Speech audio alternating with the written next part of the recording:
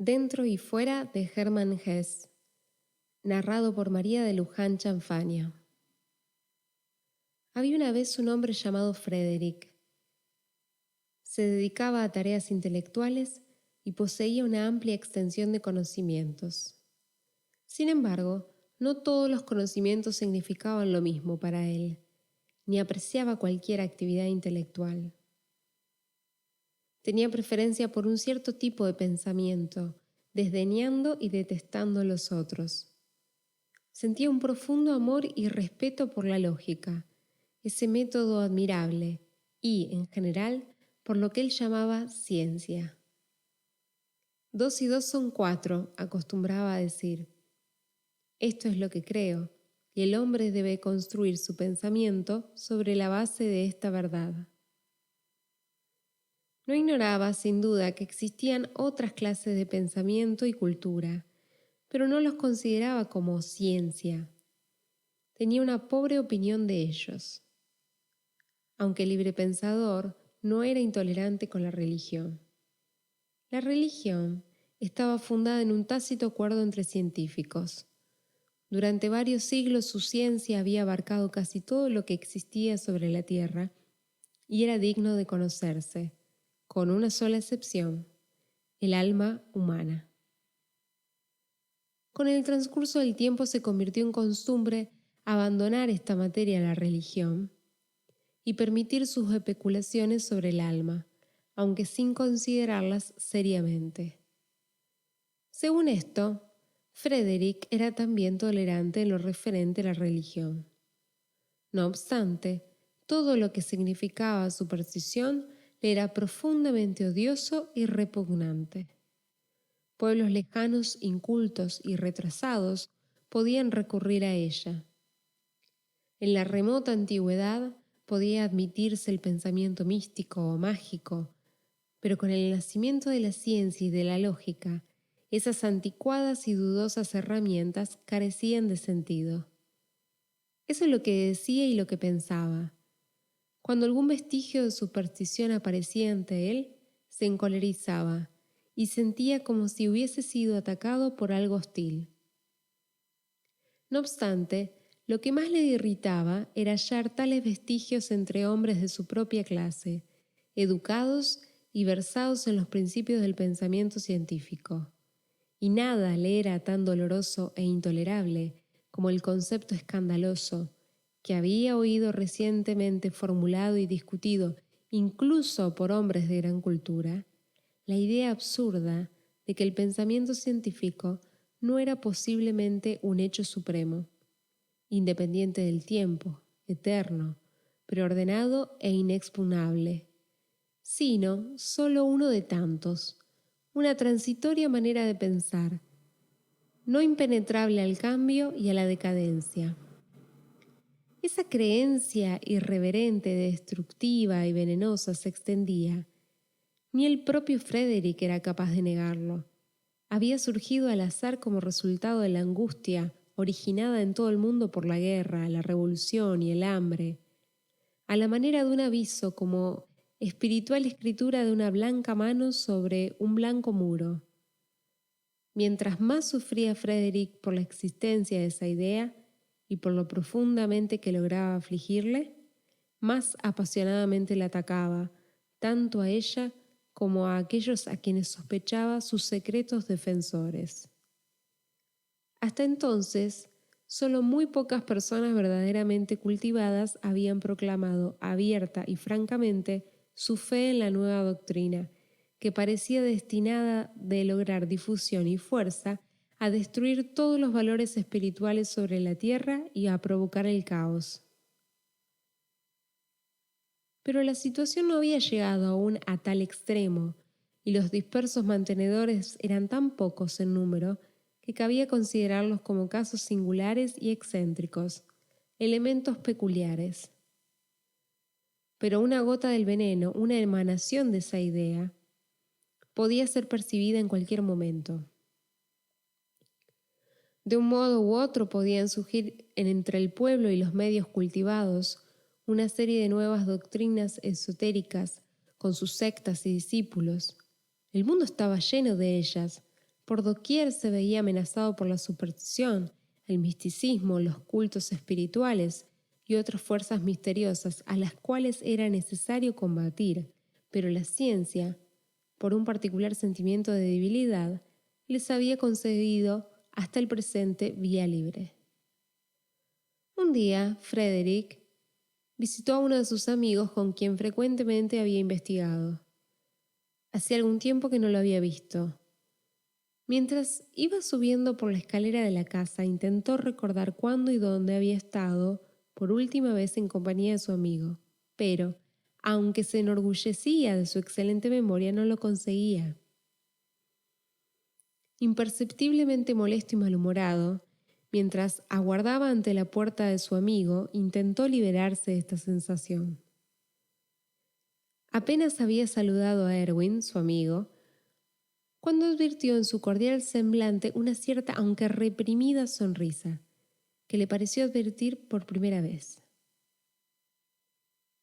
Apenas vio aquella sonrisa, en cierto modo burlona u hostil, pese a su apariencia amistosa, recordó inmediatamente lo que estuvo buscando infructuosamente en su memoria, su último y anterior encuentro con Erwin. Recordó que se habían separado sin haber discutido, desde luego, pero con una sensación de discordia interna y disgusto, porque Erwin había prestado entonces muy escaso apoyo a sus ataques contra los dominios de la superstición. Era extraño. ¿Cómo podía haber olvidado aquello por completo? Comprendió también que esa era la única razón de haber evitado a su amigo durante tanto tiempo, simplemente ese descontento, y que desde el principio había sido consciente de ello, aunque se inventó una multitud de excusas para el repetido aplazamiento de esta visita. Ahora se enfrentaban el uno al otro. Frederick sintió que la pequeña grieta de aquel día había experimentado un tremendo ensanchamiento. Intuyó que algo fallaba entre él y Erwin, algo que hasta entonces siempre estuvo presente. Un aura de solidaridad, de espontánea comprensión, de afecto incluso. Ahora existía un vacío. Se saludaron, hablaron del tiempo, de sus conocidos, de su salud, y Dios sabe por qué. A cada palabra, Frederick tuvo la molesta sensación de que no comprendía bien a su amigo, de que Erwin no lo conocía realmente, de que sus palabras estaban errando el blanco, de que no era posible hallar ninguna base común para una verdadera conversación. Con mayor motivo por cuanto Erwin exhibía aún en su rostro aquella amistosa sonrisa que Frederick estaba empezando a casi a odiar. Durante una pausa en la laboriosa conversación, Frederick miró en torno suyo al estudio que conocía tan bien y vio una hoja de papel clavada con un alfiler en la pared. Esta imagen lo conmovió extrañamente y despertó antiguos recuerdos. Hacía mucho tiempo, en sus años de estudiante, Erwin tenía ese hábito, a veces, para conservar el dicho de un pensador o el verso de un poeta frescos en su mente. Se levantó y se dirigió hacia la pared para leer el papel. Allí, en la bella escritura de Erwin, leyó las siguientes palabras. Nada está fuera, nada está dentro, pues lo que está fuera está dentro. Pálido, permaneció inmóvil durante un momento. Allí estaba. Eso era lo que temía. En otra ocasión habría ignorado aquella hoja de papel. La habría tolerado caritativamente como una genialidad, como una debilidad inocente a la que cualquiera estaba expuesto. Quizá como un frívolo sentimentalismo que pedía indulgencia, pero ahora era diferente. Sintió que esas palabras no habían sido escritas por un fugaz impulso poético. No era por capricho que Erwin había vuelto después de tantos años a la práctica de su juventud. Aquella frase era una confesión de misticismo. Lentamente se volvió para mirarle el rostro, cuya sonrisa era de nuevo radiante. «Explícame esto», exigió. Erwin hizo un gesto afirmativo con la cabeza, lleno de amistad. «¿Nunca has leído este dicho?» «Naturalmente», gritó Frederick. «Claro que lo conozco, es misticismo, es gnosticismo. Quizás sea poético, pero de todas formas, explícamelo y dime por qué lo has puesto en la pared». «Con mucho gusto», dijo Erwin. El dicho es una primera introducción a una epistemología que he estado investigando últimamente y que me ha proporcionado ya muchas satisfacciones. Frederick reprimió su arrebato. Preguntó: «¿Una nueva epistemología? ¿Qué es? ¿Cómo se llama?» «Oh», contestó Erwin, «únicamente es nueva para mí. Es ya muy antigua y venerable. Se llama magia». La palabra había sido pronunciada. Asombrado y sobrecogido por tan cándida confesión, Frederick comprendió con un estremecimiento que se hallaba enfrentado cara a cara con el archienemigo en la persona de Erwin. No sabía si estaba más cerca de la rabia o de las lágrimas. Lo poseía un amargo sentimiento de irreparable pérdida. Durante una larga pausa permaneció callado. Luego, con pretendida decisión en la voz, atacó. «¿Así que deseas ahora convertirte en un mago?» «Sí», contestó Erwin sin vacilar. «Una especie de aprendiz de brujo, ¿eh?» «Ciertamente». Hubo tanta quietud que podía oírse el tic-tac de un reloj en la habitación contigua. Frederick agregó después: «Esto significa que abandonas toda relación con la ciencia seria y por tanto toda relación conmigo». «Espero que no sea así», contestó Erwin. «Pero si no hay otro remedio, ¿qué puedo hacer?» «¿Qué puedes hacer?», estalló Frederick. «Rompe de una vez por todas con esa puerilidad, con esa vil y despreciable creencia en la magia. Eso puedes hacer si deseas conservar mi respeto». Erwin sonrió un poco, aunque también su alegría se había desvanecido. «Hablas como si», murmuró tan suavemente que a través de sus quedas palabras la irritada voz de Frederick aún parecía resonar por toda la habitación. «Hablas como si eso estuviese dentro de mi voluntad, como si me quedara elección, Frederick. No es ese el caso.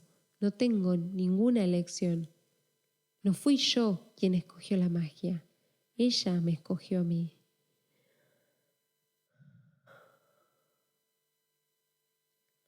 Frederick suspiró profundamente.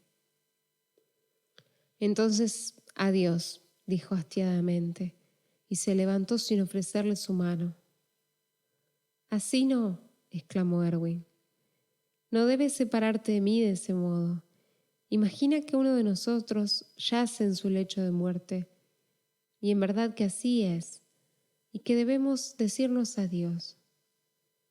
Pero ¿quién de nosotros va a morir, Erwin? Hoy probablemente yo, amigo mío. Cualquiera que desee nacer de nuevo debe estar preparado para morir». Una vez más, Frederick se dirigió a la hoja de papel y leyó el dicho. «Muy bien», admitió al fin. «Tienes razón, no sirve para nada separarnos con ira. Haré lo que deseas, imaginaré que uno de nosotros está muriendo. Antes de irme, quiero pedirte una última cosa». «Me alegro», repuso Erwin. «Dime, ¿qué atención puede mostrarte nuestra despedida?» «Repito mi primera pregunta y esta es también mi petición. Explícame ese dicho lo mejor que puedas». Erwin reflexionó un momento y luego dijo: «Nada está fuera, nada está dentro». ¿Conoces el significado religioso de esto?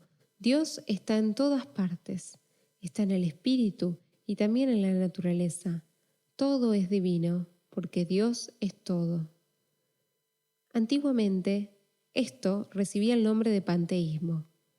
En lo que concierne al significado filosófico, estamos acostumbrados a separar el dentro del afuera en nuestro pensamiento. Sin embargo, esto no es necesario.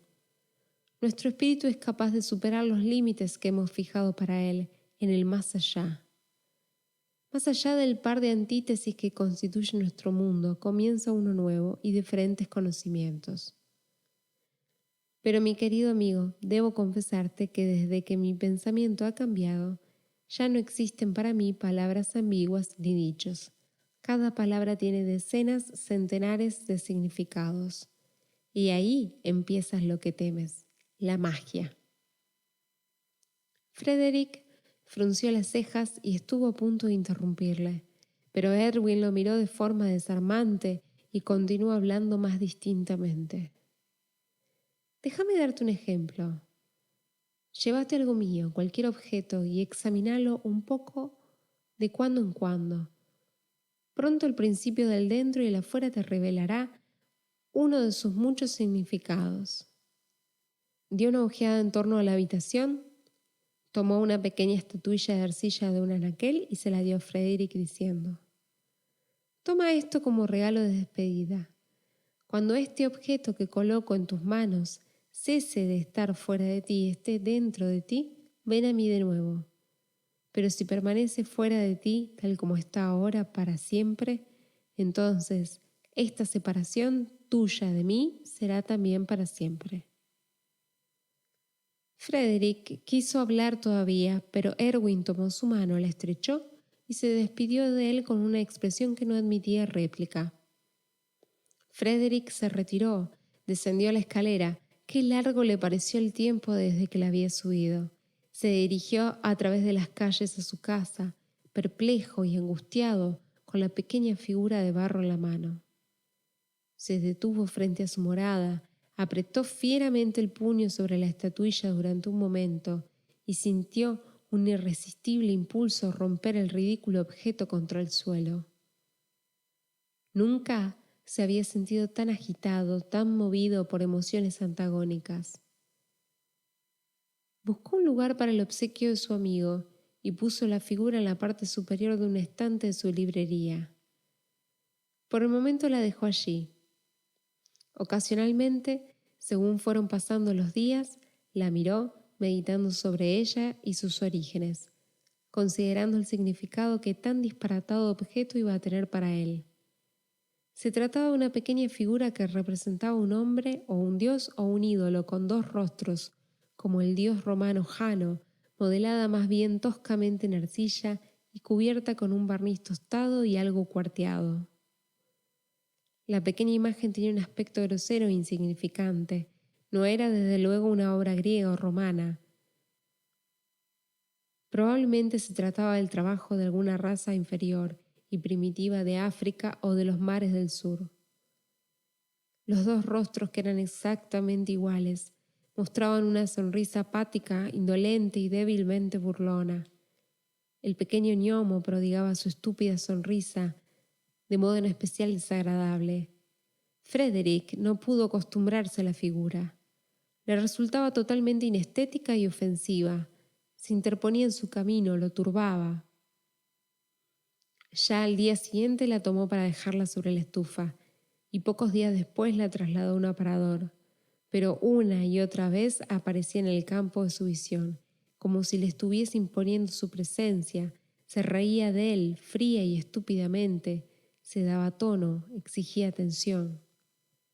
Tras unas cuantas semanas la puso en la antecámara, entre las fotografías de Italia y los recuerdos triviales que jamás miraba nadie. Ahora, al menos, solo veía al ídolo al entrar o al salir. Pasaba junto a él rápidamente sin prestarle atención, pero también allí el objeto lo fastidiaba, aunque no quiso admitirlo. Con aquel juguete, con aquella monstruosidad de dos caras, la vejación y el tormento habían entrado en su vida. Un día, meses más tarde, regresó de un corto viaje. Emprendía ahora tales excursiones de cuando en cuando, como si algo lo empujase secretamente. Entró en su casa, atravesó la antecámara, fue saludado por la criada y leyó las cartas que lo aguardaban. Pero seguía intranquilo, como si hubiera olvidado algo importante. Ningún libro lo tentaba, ningún sillón era cómodo. Empezó a torturar su mente. ¿Cuál era la causa? ¿Había descuidado algo importante? ¿Comido algo que pudiese trastornarlo? Al reflexionar, descubrió que esta sensación de inquietud había aparecido al entrar en el apartamento. Volvió a la antecámara e involuntariamente su primera mirada buscó la figura de arcilla. Un extraño terror se apoderó de él al no ver al ídolo. Había desaparecido, no estaba. Se había marchado caminando con sus pequeñas piernas de barro. Había volado. Desapareció por artes mágicas. Frederick recobró la calma y sonrió ante su nerviosismo. Luego empezó a buscar tranquilamente por toda la habitación. Al no encontrar nada, llamó a la criada. Parecía turbada y admitió enseguida que se le había caído el objeto mientras limpiaba. ¿Dónde está? Ya no estaba en ninguna parte. Tan sólido como aparentaba ser el pequeño objeto. Ella lo tuvo a menudo en sus manos. Sin embargo, se había roto en 1000 pedazos. Llevó los fragmentos a un taller donde simplemente se rieron de ella. Luego los había tirado. Frederick despidió a la criada, sonrió, se sentía contento. Qué poco le importaba el ídolo. La abominación había desaparecido, ahora tendría paz.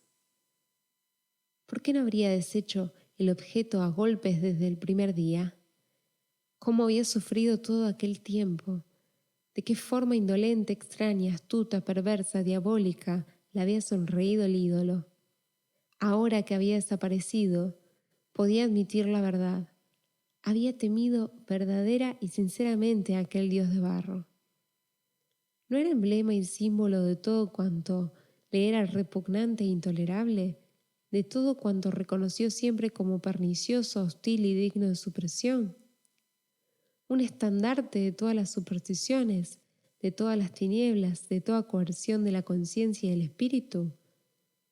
¿No representaba la horrible fuerza que se siente a veces bramando las entrañas de la tierra, ese lejano terremoto, esa próxima extinción de la cultura, ese naciente caos? ¿No le había robado aquella despreciable figura a su mejor amigo? Es más, no robado, sino convertido en enemigo. Ahora el objeto había desaparecido, desvanecido, roto en 1000 pedazos, acabado. Era mucho mejor que si lo hubiera destruido por sí mismo. Eso pensó o dijo, y volvió a sus asuntos como antes. Pero la maldición persistió. Justamente cuando había conseguido acostumbrarse más o menos a aquella ridícula figura, precisamente cuando verla en su lugar habitual en la mesa de la antecámara se le había hecho gradualmente familiar y nada importante, era cuando su ausencia empezó a atormentarlo.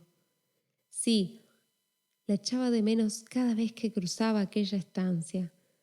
Veía constantemente el espacio vacío donde había estado, y el vacío emanaba de aquel lugar y llenaba la habitación entera. Malos días y peores noches empezaron para Frederick. Ya no podía atravesar la antecámara sin pensar en el ídolo de las 2 caras, sin echarlo de menos, sin sentir que sus pensamientos estaban unidos a él. Una agónica obsesión creció en su interior, y no era simplemente al cruzar aquel cuarto cuando se sentía prisionero de su obsesión. De la misma forma en que el vacío y la desolación irradiaban del ahora vacío lugar en la mesa de la antecámara, aquella idea obsesiva irradiaba dentro de él, empujaba todo lo demás a un lado, enconándolo y llenándolo de extrañeza y desolación. Una y otra vez imaginó la figura con suma claridad para demostrarse a sí mismo lo absurdo de afligirse por su pérdida. Pudo verla en toda su estúpida fealdad y barbarie, con su vacua pero astuta sonrisa, con sus 2 caras, impulsado como por una coacción, lleno de odio y con la boca torcida. Se descubrió a sí mismo intentando reproducir aquella sonrisa. Le incomodaba la duda de si las 2 caras eran en realidad exactamente iguales. ¿No tenía una de ellas quizás simplemente por una pequeña aspereza o cuarteo en el barniz, una expresión algo distinta, algo raro, algo enigmático. Qué peculiar era el color de aquel barniz. El verde y el azul y el gris, pero también el rojo, se mezclaban en él. Era un barniz que ahora hallaba a menudo en otros objetos, en una reflexión del sol de la ventana o en los reflejos de un húmedo pavimento. Cavilaba mucho sobre aquel barniz e incluso por la noche. Le extrañó igualmente lo extraña, rara, malsonante, poco familiar, casi maligna, que era la palabra barniz. La analizó hasta invertir el orden de sus letras. Entonces leía sin rap. Pero, ¿de dónde demonios tomaba su sonido aquella palabra? Conocía la palabra sin rap, por supuesto que sí. Además era una palabra hostil y mala, una palabra con perversas e inquietantes implicaciones. Durante mucho tiempo lo atormentó esa pregunta. Finalmente dio con la respuesta. Sin rap le recordaba un libro que había comprado y leído hacía muchos años durante un viaje y que lo había aterrado, atormentado, pero fascinado secretamente. Se titulaba Princesa sin Raka. Era como una maldición. Todo lo relacionado con la estatuilla, el barniz, el azul, el verde, la sonrisa, significaba hostilidad, eran sinónimos de torturas y venenos. De qué forma tan peculiar en otro tiempo Erwin, su amigo, había sonreído mientras ponía el ídolo en su mano. Una forma muy peculiar, muy significativa, muy hostil. Frederick resistió valientemente y muchos días, no sin éxito, la tendencia obsesiva de sus pensamientos. Presentía el peligro claramente, volverse loco. No, era mejor morir. La razón es necesaria, la vida no. Y se le ocurrió que quizá eso era la magia. Que Erwin, con la ayuda de aquella figura, lo había encantado en cierto modo, y que debería sucumbir en un sacrificio como el defensor de la razón y la ciencia contra aquellos funestos poderes. Sin embargo, de ser así, si eso era posible, la magia existía, la hechicería existía. No, mejor era morir.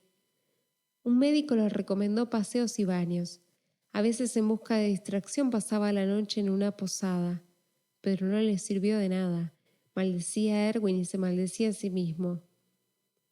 Una noche, como solía hacer ahora con frecuencia, se retiró temprano y estuvo inquieto en la cama, imposibilitado de dormir. Se sentía indispuesto e intranquilo. Deseaba meditar, deseaba hallar tranquilidad, decirse cosas reconfortantes, tranquilizadoras, frases de recta serenidad y claridad. 2 y 2 son 4. Nada vino a su mente. En un estado casi de delirio musitó sonidos y sílabas para sí. Gradualmente las palabras se formaron en sus labios y varias veces, sin comprender su significado, repitió la misma frase para sí, como si hubiese tomado forma en él de algún modo. La murmuró una y otra vez, como si absorbiese una droga, como si en ella buscase a tientas su camino hacia el sueño que lo eludía en el estrecho sendero que bordeaba el abismo. Pero súbitamente, al levantar un poco la voz, las palabras que estaba musitando penetraron en su conciencia, las conocía. Sí, ahora estás dentro de mí. E instantáneamente comprendió. Supo lo que significaban, que se referían al ídolo de arcilla, que entonces, en aquella hora gris de la noche, se había cumplido puntual y exactamente la profecía que Erwin le había hecho un espantoso día, que la figura que sostuvo desdeñosamente en sus dedos ya no estaba fuera de él, sino dentro de él, pues lo que está fuera está dentro. Incorporándose de un salto, experimentó como si le estuvieran haciendo una transfusión de hielo y fuego. El mundo vacilaba a su alrededor, los planetas lo miraban fija y alocadamente. Encendió la luz, se puso algunas ropas, abandonó su casa y corrió en plena noche hacia la casa de Erwin. Vio una luz encendida en la ventana del estudio que conocía tan bien. La puerta de la casa estaba abierta. Todo parecía estar esperándolo. Subió precipitadamente la escalera, penetró con paso inseguro en el estudio de Erwin y se apoyó con temblorosas manos sobre la mesa. Erwin se hallaba sentado junto a la lámpara, bajo su suave luz, pensativo y sonriente. Cortésmente Erwin se puso de pie. «¿Has venido? Eso está bien». «¿Has estado esperándome?», preguntó Frederick. «He estado esperándote, como sabes, desde el momento en que te fuiste de aquí con mi pequeño obsequio». «¿Ha sucedido lo que dije entonces?». «Ha sucedido», admitió. «El ídolo está dentro de mí y ya no puedo soportarlo más». «¿Puedo ayudarte?», preguntó Erwin. «No lo sé. Haz lo que quieras. Explícame más acerca de tu magia. Dime si el ídolo puede salir de mí otra vez». Erwin puso su mano sobre el hombro de su amigo. Lo condujo hacia un sillón y lo obligó a sentarse en él. Luego dijo cordialmente en un casi fraternal tono de voz: «El ídolo saldrá de ti otra vez. Ten confianza en mí. Ten confianza en ti mismo. Has aprendido a creer en él. Ahora aprende a amarlo. Está dentro de ti, pero continúa muerto. Es aún un fantasma para ti. Despiértalo, háblale, pregúntale, pues es tú mismo. No lo odies, no le temas, no lo atormentes, como has atormentado a ese pobre ídolo, que sin embargo eras tú mismo, como te has atormentado a ti mismo». «¿Es ese el camino de la magia?», preguntó Frederick. Se hallaba profundamente hundido en el sillón como si hubiera envejecido y su voz era débil. «Ese es el camino», contestó Erwin. «Y quizás has dado ya el paso más difícil. Has hallado por experiencia que el fuera puede convertirse en el dentro. Has estado más allá del par de antítesis. Te pereció el infierno. Aprende ahora, amigo mío, que es el cielo, porque es el cielo el que te espera. Mira, esto es la magia. Intercambiar el fuera y el dentro, pero no por el impulso ni con la angustia como tú lo has hecho, sino libremente, voluntariamente. Llama al pasado, llama al futuro, ambos se hallan en ti. Hasta hoy has sido el esclavo del dentro. Aprende a ser su dueño. Eso es la magia». Dentro y fuera de Hermann Hesse. Hermann Hesse nació en 1877 y falleció en 1962. Destacada figura de la narrativa alemana de la primera mitad del siglo XX, recibió el Premio Nobel de Literatura en 1946. En sus obras indagó en temas como la búsqueda de la autorrealización y la espiritualidad. El Lobo estepario de 1927 es acaso el más célebre de los títulos de Hesse. Siguieron luego colecciones de cuentos, relatos y meditaciones. En Dentro y Fuera, la ciencia y la magia están personificados en Frederick y Erwin, dos amigos cuyo reencuentro genera en Frederick cuestionamientos acerca de sus conocimientos y verdades científicas, dando lugar en él a la magia con la siguiente frase: «Nada está fuera, nada está dentro, pues lo que está fuera está dentro».